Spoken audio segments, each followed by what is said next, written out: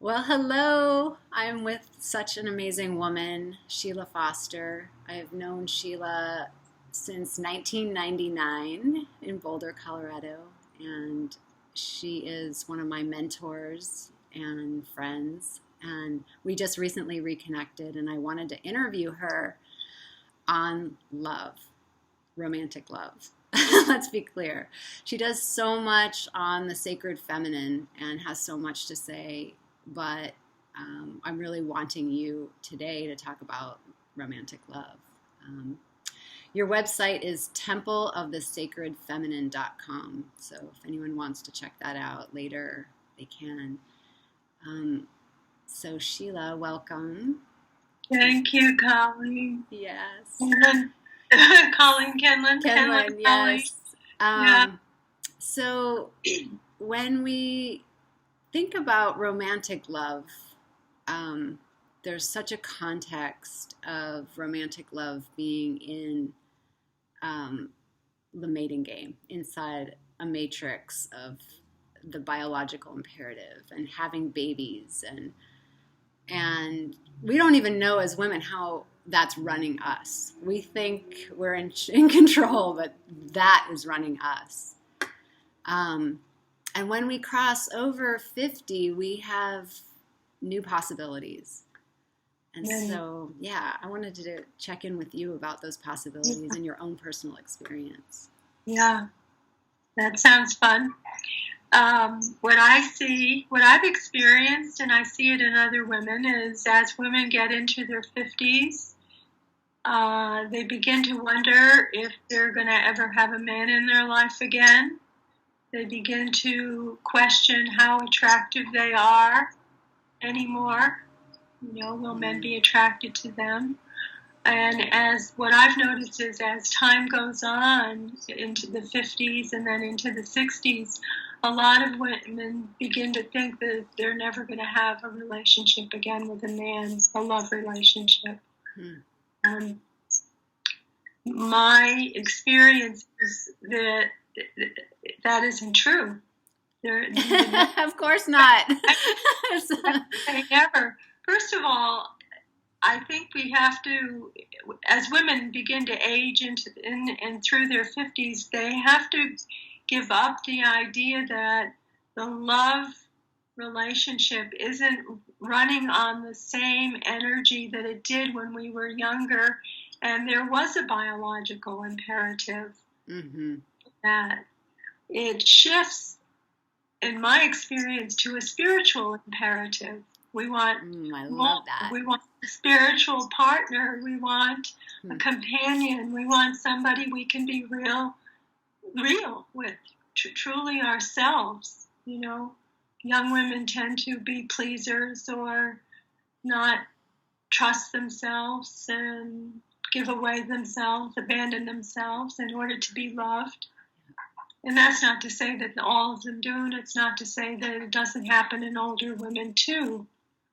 But there's a way out of that trap where women can step into the fullness of their authenticity and their own innate beauty and their own innate wisdom.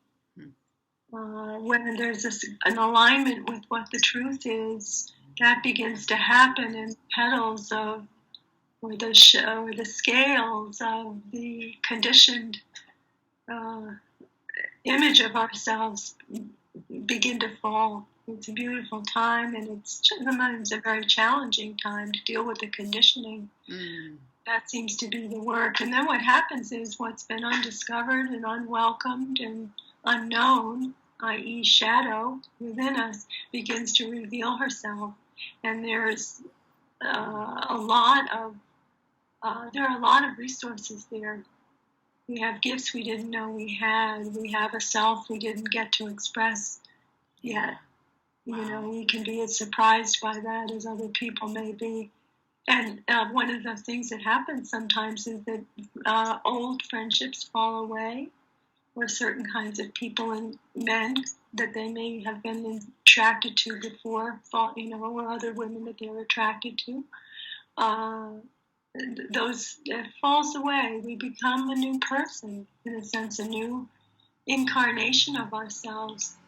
wanting different things and essentially vibrating at a different frequency, which then brings in new people and people that we maybe used to be friends with or close to seem to just fall away. You know, it's like a square dance or something. You do-si-do to another reality.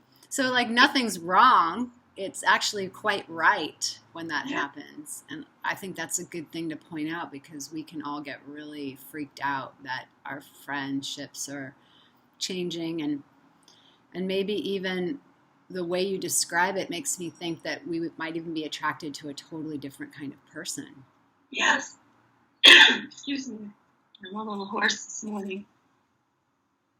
Although I also hear the never word from women. Yeah. Let's talk about the never word. Women 49, about to turn 50, often are really worried about, are they attractive enough? Will they ever meet the man or the woman that they want to be with? And I can reassure them that, again, as they become more themselves, they're going to be emanating a different frequency and draw to them the kind of person that they want. I operate on the principle that if we have the longing, then the longing will be met. That's beautiful. That what we long for is actually within us. And if we take our longing off an external object, like it has to be this kind of person or that kind of person, or it could be anything you would be longing for. We long for other things as well. If you take the longing off of the object and just drop in and feel the longing, that's where the empowerment is, and that's where the frequency changes, and that's what eventually draws the right person, the kind of person we've been longing for, to us. So how do you stay out of never then? Like when there's a voice that comes up that says it'll never happen, it'll never work out, I'll never meet anyone, my best times are over, what would you say? Well, I'm 69 years old. And last year, inventing the images of the hag, the crone. Sorry, my voice is like this morning. What happened for me was I hadn't had a date in like 9 or 10 years. Yeah. And I just gave up. I couldn't do the online thing, and I focused on my work and my friends and the life I was having in my inner life. My spiritual life was central to everything, of course. And I had the Temple of the Sacred Feminine that kept me very busy and occupied with the women's groups and women's work. And a year and a half ago, I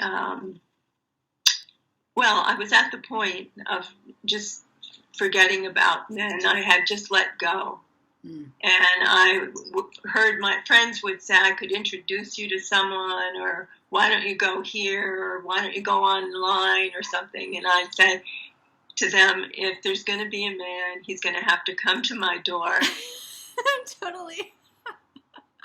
And that was it. I let that go, I let go of the never. I let go of everything. It was just, that's how it was. I didn't have the energy to obsess about it or worry about it or wonder about it anymore. And then a period of time came when I had to move from where I lived. November of 2015, I was told it was time to move. And in December, as I was packing and I was overwhelmed, and I was kind of a train wreck in a certain way, because I had so much stuff and had 6 weeks to get out of the house I was in. I was very occupied with packing and all of that, and stressed. And a friend of mine was coming to pick up huge plants that I couldn't take with me. And she asked if she could bring her friend, a man friend. And I said, sure, good, and I just wanted to get rid of the stuff. And she brought this wonderful man over, but they were there maybe 10 minutes. I wouldn't have recognized him. They came a second time the next day. And again, because I was so overwhelmed with what had to happen and what was going on with the moving, they got the plants and they left. And the next day I got a call from this man and saying he wanted to see me again. You're like, who? Yeah, exactly. I wouldn't have recognized him again because I wasn't paying attention. I had other things on my mind at that time. And I said, well, call me, in a few months because then I'll be settled. And I forgot about all that. I forgot about him. I was just busy moving into my new place. And that was the year my little dog, Rumi, was dying. And I was pretty occupied. And that whole move affected my health. So I lost a lot of weight and, had to do the doctor thing to see if there was anything wrong. And I knew there wasn't. It was just the stress was intense. And in the last week of March, this man called again. And I said, okay, yeah, let's meet for tea. Because I didn't remember him. And I got to the cafe earlier than our meeting time because I wouldn't have been able to pick him out had there been other men sitting there. Right, like, which one are you? Right. Oh, yeah. Yeah. So, and he came and we chatted for 2 hours, having tea, and we left. I left, and then I don't know. He stayed for a while. I guess I don't know. I left, and the next morning, he called me again, and he said, I really want to get together with you. And I said, okay, I live near 2 lakes. Why don't you come and we'll take a walk? And in my mind, I was thinking, well, I can do a walk. We'll talk for a couple of hours, and then I can get on with what I really want to do. And which was what? I was still working on arranging the house. I had, just writing to do, other things to do. Okay. And I just didn't imagine that I would want to spend more than a couple of hours with him. And it turned out to be a 6-hour date, and we got Chinese takeout. Uh-oh. Talked until until the Chinese food was over. And at that point, we really knew there was some connection, and we were both very curious to explore it. And it wasn't like an erotic connection, I didn't feel all gooey and attracted.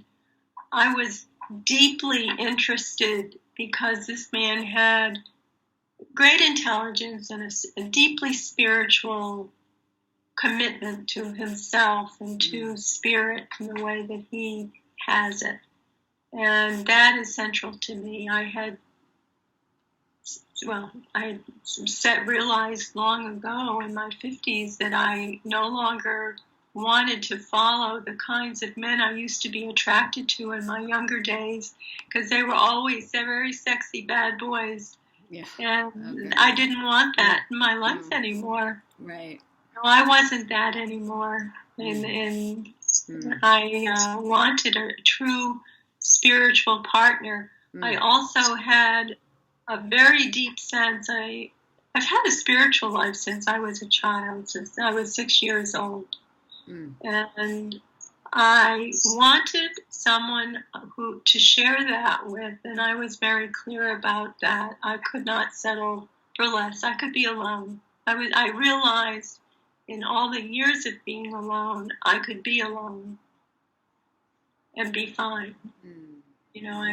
I had a life, a real life, and an inner life and an outer life that was very good. And we got together a few days later, and we sat in meditation together. Mm. That's what we did. And in that sitting, in that stillness, and in that feeling of energy between us, there was very clear direction and knowingness that we were to pursue this, that this was not like any other attraction I can't even call it an attraction, because that word somehow is charged with energy and, things from the past. Yeah, that's such a mating game word. We don't really have a vocabulary outside of the mating game for the connection that you speak of. And yet it feels so much more satisfying and deeper than like inside the mating game context. The two questions that really come to me, or things I note, was the surrender that you were in, where like you were just doing your life and had surrendered. Because you also spoke to me privately about that you had a longing for a spiritual partner. Mm-hmm. And that's sometimes a very interesting yoga, to have this longing that I think our minds normally want to execute on. Like, like I want this cup of tea, I'm going to get it and bring it to my mouth. When we have a longing, sometimes we can't fill it. It's the divine who fills it. So how do you surrender with the longing? Well, that's what I was saying earlier. You take the longing off the object and keep putting your attention into the longing as it arises, so that you're just feeling the longing. You're not, your mind, you've let go of stories. You've let go of the idea of what you're longing for in the moment that you're putting your attention, or moments that you're putting your attention into your heart, into the longing, and just burn in the longing.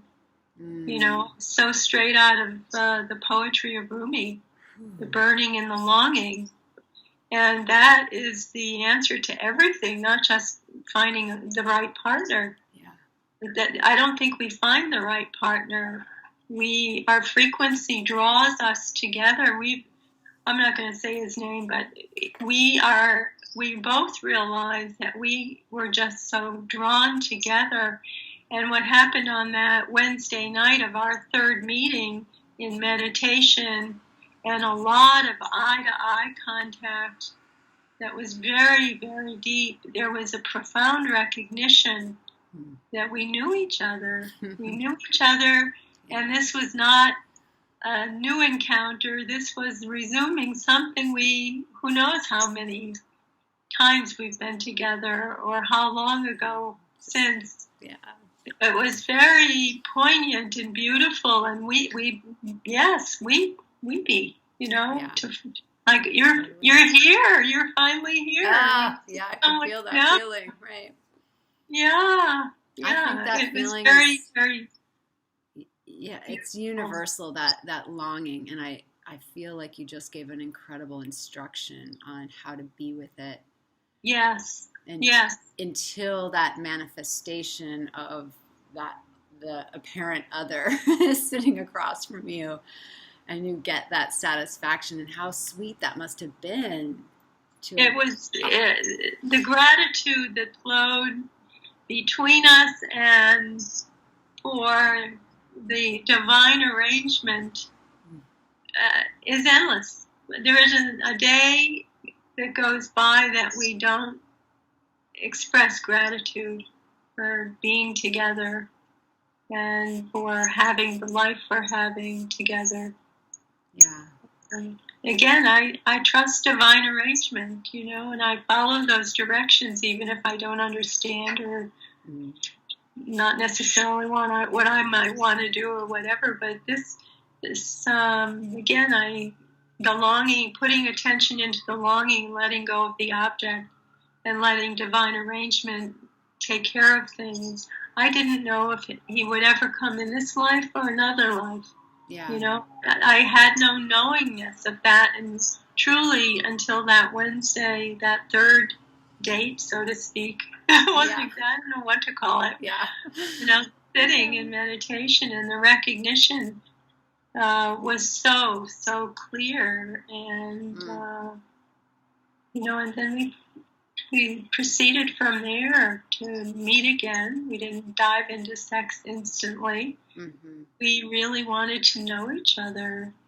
And I want to say, as a 69-year-old woman who went into menopause at 44, and would bleed regularly after that when I was with my women's groups. So that's just another little tidbit along the way here that you'll never hear or read about. At least I never did, but that's what would happen every time I was leading a group or part of a group. There it was.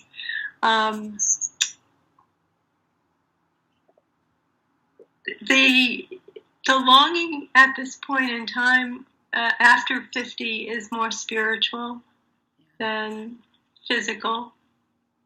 There was something else I was going to tell you, and I lost track of it a moment ago. Maybe it'll probably come to you when you don't think of it. I'm thinking about like this transition from out of the mating game into that place is bumpy. For me, it's been bumpy because I'm so conditioned in the mating game. I know the rules. I know my currency. I wrote about that in an article. And then the currency changes, like where I derive my power. And I have a longing for this new place, but I'm not there yet. And trusting the divine timing takes a real act of courage and faith. What advice would you give those of us who are, transitioning? Because it's funny, transitions don't go from one state to another state. There's that in between. Yeah. There's back and forth for sure. Mm-hmm. Well, it's putting, number one, let go of all the stories you have about yourself, and that I'm not this and I'm not that, and I'm getting older and I'm not as attractive as I was when I was 30, and blah blah all that. You can just notice the stories arising, and you don't have to engage them. That's one major thing in general about anything in our lives, because beingness knows what needs to happen, and it will happen regardless. The other part of that is to let go of, notice when you're longing, that if you're more focused on the object or the longing. The longing is where the attention needs to go, and you can literally let it descend into your heart. It's in your heart. You just let your focus descend into your heart and be with it. Be with the ache. Be with the burning. Be with the pissed offness that it's not here yet. He's not here, or she's not. What you're wanting isn't here. It may never come. Right. Oh, we were talking about the never thing. I hear that never word a lot, especially as women get more and more into their 50s and 60s, and I sure felt that at times too. And there was a point where I just said, what do I know? What do I know? I don't know that it can be never. And that's somewhere in there was, with the practice of being with the longing, being with the disappointment, or the fed up with having to do things alone and being alone. I just kept being with those feelings, and also, there were a lot of synchronicities in my life. There always have been, but I was having more and more as I got older, and I began to see truly that everything is divinely arranged. And it wasn't a matter of even faith. It was a matter of having the direct experience that the divine arrangement was constantly running my life. And if you know that that's a possibility, you can begin to look for it and see it. Right. And how did your women friends play into that? Because I know in the, what you're saying, there's a background of your women's work and how tied you were to the mystery and women. So, how did they play into this? How did that nourish you and play into the ability to see the synchronicities and the divine hand? I think our relationships with other women and our women's work, whether we're a participant or a facilitator or both, we should probably be both, that that has for me been so instrumental in my connection to the divine. Yeah. Well, my friends and the women that I've worked with for 40 years, just about 40 years, I think it's coming up on 39, or I think it's 39 coming up on 40, believe it or not. Oh, yes. Beautiful, right? They're all interested, they all felt called to the feminine in one way or another, or they're all doing their own inner work. Yeah. Well, all of them are doing their inner work. They're doing their own inner work, and some are working with me over the years, and there's a deep desire in maybe all women, certainly all the women I encounter, whether in terms of friendship or working with them, there's a longing for their own authenticity, their own freedom to be themselves. And that's often where the work starts. Yeah. And then in my work, there's no separation between doing that healing work and the awakening work. To me, it's the same. And I see that in my friends and my students, and I don't think of anybody as a patient anymore. Yeah, totally. All walking the walk together, as Ram Dass says, Yeah. And it's beautiful to witness the flowering that happens. So when we learn from each other, right? We learn from each other. I learned everything I really know in my heart and being has been through direct experience, through my own experience. Yeah. It's not something I've read in a book, and you can read the books, but that isn't going to give it to you. You have to do the work. No. Yeah, the books were great. I mean, I remember voraciously attacking them when I was in my 30s when I started this process, but I don't really read much anymore because it is the direct experience. It's the beingness quality that wants to come through. And that's like infinite. That feels infinite to me. And what direct experience is, to have that, we have to give up our stories about what is, how it isn't, who we are, who we're not, Yeah, the direct experience is just being with what is, as it is, whatever it is. Even if it's just for a moment, it can change a life. Yeah. And I like that you said it includes being pissed off. It includes crying. It includes everything. I've had moments. Here's a confession for you. I've had moments, whether it was around not having a partner, at times when I really felt like I needed one. Was tired of I lived alone for 22. I still live alone 22 years. My partner lives in his own place, and we like actually being separate. Yeah. We each have our alone time, and then we're together half the week too. Yeah. So, but I was going to say here again, this is part of the being 69. The thoughts. There's a lot of space. Oh, you were going to give me a confession. Oh, the confession. Yes. The confession, backing up a sentence or two, is that when you asked about being able to be angry and all of that, there are times when I would have my walks in the woods or wherever, and I'd be talking to Divine Mother, and I'd say, how can you do this to me? I've worked so hard for you, and this is how you treat me. Oh my God, I love it. Yeah. We do that. It's totally fine. Do that. Get it out of your system. That's a direct experience too. Yeah. Yeah, and I love that you share that because we're human, and I know that part in myself too. And if I try to pretend I don't have it, then I remove myself from a layer of who I really am. Yes. And I noticed I just made up a website, and it was months after I had done another website, and everyone said, your second website's better. And I said, yeah. They even said the word, it's more authentic. And I said, yeah, it's interesting. I'm peeling off the layers. And I didn't realize that until I had this like mark in time of myself here and then myself here. It's so interesting that those layers of our authentic self. Yeah.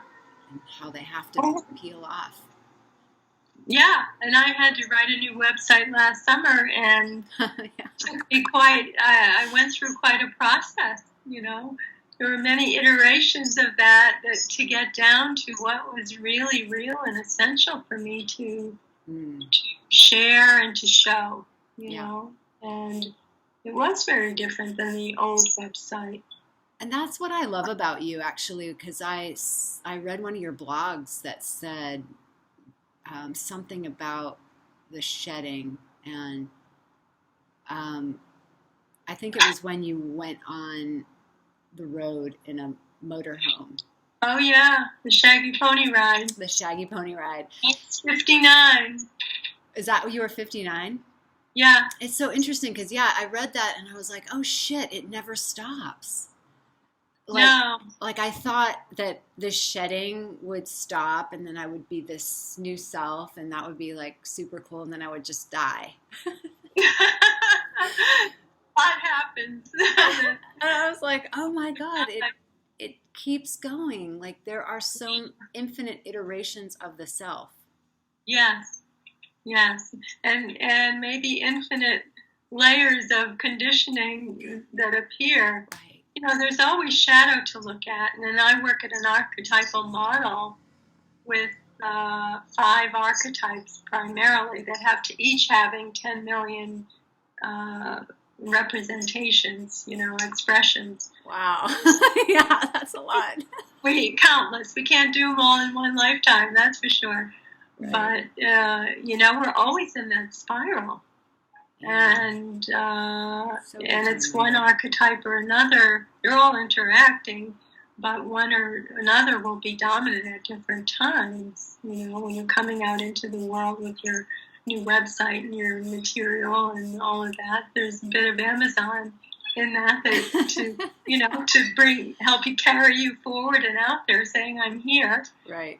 As well as all the medial part of you or the lover part that goes into the writing of it, and the self-exploration. There are many women in one package, actually. But the authenticity is what we all want, and we want to be queen, don't we? Yes. The queen is the authentic self, when that's where everything really emanates from, your decisions, your choices, your willingness to be still, your willingness to not judge yourself, to have compassion for yourself. That's very much in the queen neighborhood, and just being with your longing rather than the object of the longing and the pissed offedness it goes when there's a gap between what you want and what you're getting. Yeah, the queen can stand. She can stand in the center, and for me, that's a symbol of the alignment, our alignment with truth. When truth is truth, i.e., love, they're the same. Truly, when we can stand in alignment with that, divine arrangement that is in charge, and it's beautiful. Wow. We're so blessed to do. That it's being done. That is such an incredible explanation of like how we can navigate those thoughts, feelings, and emotions, particularly now as we step into the queen.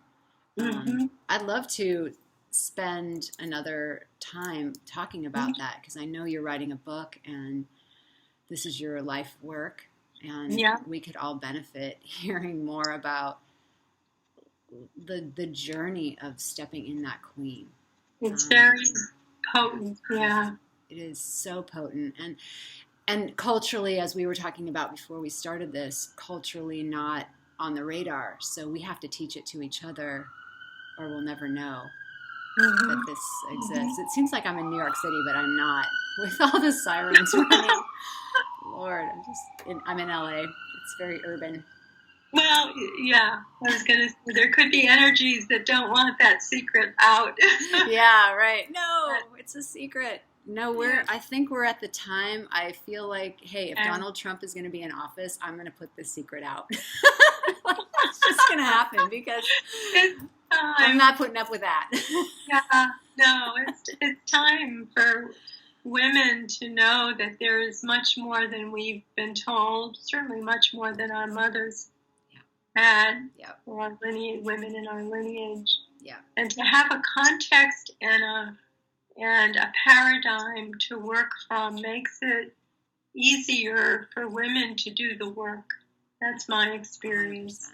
100%. When the paradigm I work with now with other women I have since the 1980s, early 80s, came, I really began to see what a difference it makes. It gives us a sense of order.